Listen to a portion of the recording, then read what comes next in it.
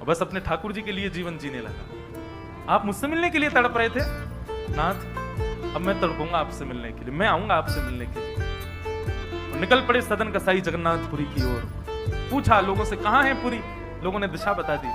बोले वहीं विराज रहे हैं जगत के नाथ, वहीं विराज रहे हैं साक्षात नंदन नंदन। एक सदन कसाई निकल पड़ा जगन्नाथपुरी की यात्रा पर।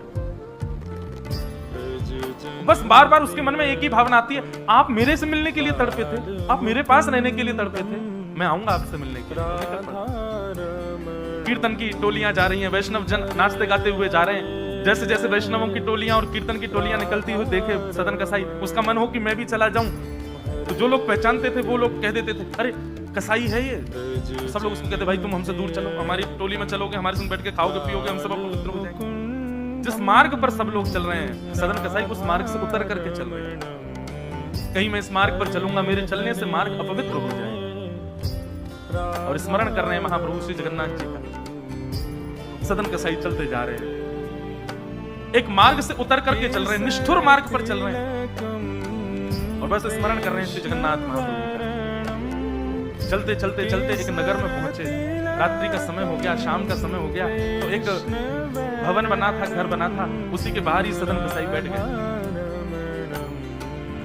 सदन कसाई का रूप बहुत सुंदर था। नेत्र, उनके केश, उनके मुख की आकृति, उनकी भुजाएं बहुत सुंदर थी। भले ही कसाई थे पर सुंदर थे। जिस भवन के बाहर बैठे वहां भवन की अंदर एक गृहिणी निकल करके बाहर आई और उसने जैसे ही सदन कसाई को देखा उसका मन आ गया उन्हीं के ऊपर। शाम का समय, सदन कसाई को लोभ देने लगी और उसने इशारा करके कहा कि भीतर आ जाओ। सदन कसाई ने उसकी ओर देखा और उनके मन में तो बस जगन्नाथ जी बैठे हैं, कोई ऐसा भाव तो दूषित था नहीं।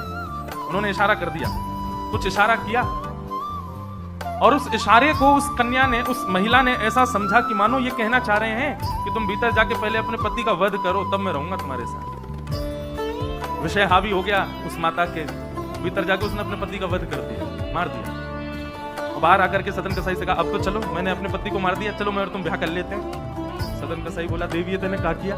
मैंने तो नहीं कहा था कि तुम मारो। बोले, हो तुम झूठ बोलते हो, तुम नहीं तो कहा था कि उसका वध कर दो तब रहूंगा। अब तुम्हारे पास एक ही रास्ता, या तो मेरे साथ रहो, नहीं तो मैं सबको बता दूंगी कि तुमने मेरे पति को मरवाया है। पर जिनके हृदय में श्री ठाकुर जी विराजमान है, उनको अन्य किसी के लोभ की इच्छा नहीं होती। उन्होंने कहा, ज्यादा से ज्यादा मार दोगी मुझको और क्या, बदनामी होगी, सब होगा, लेकिन मैं अपनी स्थिति से नहीं हट सकता।